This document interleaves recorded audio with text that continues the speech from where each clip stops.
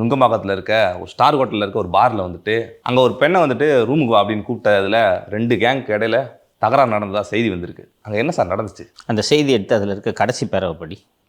ஆனால் police commissioner அருணுக்கு இவர்கள் பிடிபட்டிருக்கும் தகவல் தெரிய வந்தவுடன் கைது செய்யும்படி உத்தரவிட்டுள்ளார். ஆனால் கைது செய்யப்பட்டவர்களுக்காக பல IAS IPS அதிகாரிகள் தொடர்பு கொண்டு பரிந்துரை செய்ததாக கூறப்படுகிறது.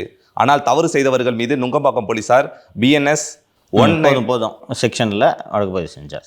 இது கிட்டத்தட்ட 1/4 பக்கம் இந்த நியூஸ் வந்திருக்கு. சரியா? நீயும் இப்போ ரெகுலராக நியூஸ்லாம் பார்க்க ஆரம்பிச்சிட்டேன்.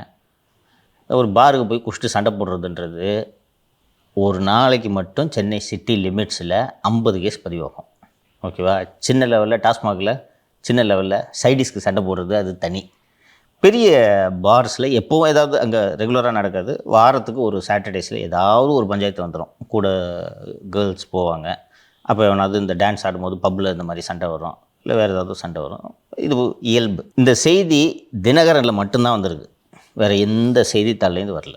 அண்டு தினகரன் தலைமை செய்தியாளர் பிட்டு சுரேஷுக்கும் ஐஸ்கிரீமுக்கும் எவ்வளோ உறவு, 2 பேரும் சொந்தக்காரங்க, அண்ணன் என்று சொல்லியிருக்கிறார் என்றெல்லாம் நான் சொல்லியிருக்கிறேன். ஸோ 1/4 பக்கத்துக்கு போடுற அளவுக்கு இதில் என்ன நியூஸு? இது சிங்கிள் காலமாக போடக்கூடிய ஒரு செய்தி, நான் மறுக்கவில்லை.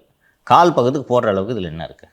IPS அதிகாரிகள் வந்து பரிந்துரைத்தும் இவர் வந்து ஒரு நேர்மையான அதிகாரியாக இருந்திருக்காரு அப்படின்னு காட்டுறதுக்கு. என்னென்னு விசாரித்தா எப்படிப்பட்ட அலங்கோலமான அதிகாரிகளை வைத்துக்கொண்டு முதல்வர் ஆட்சி நடத்தி கொண்டிருக்கிறார் என்பதை முதல்வர் தெரிந்து கொள்ள வேண்டும்.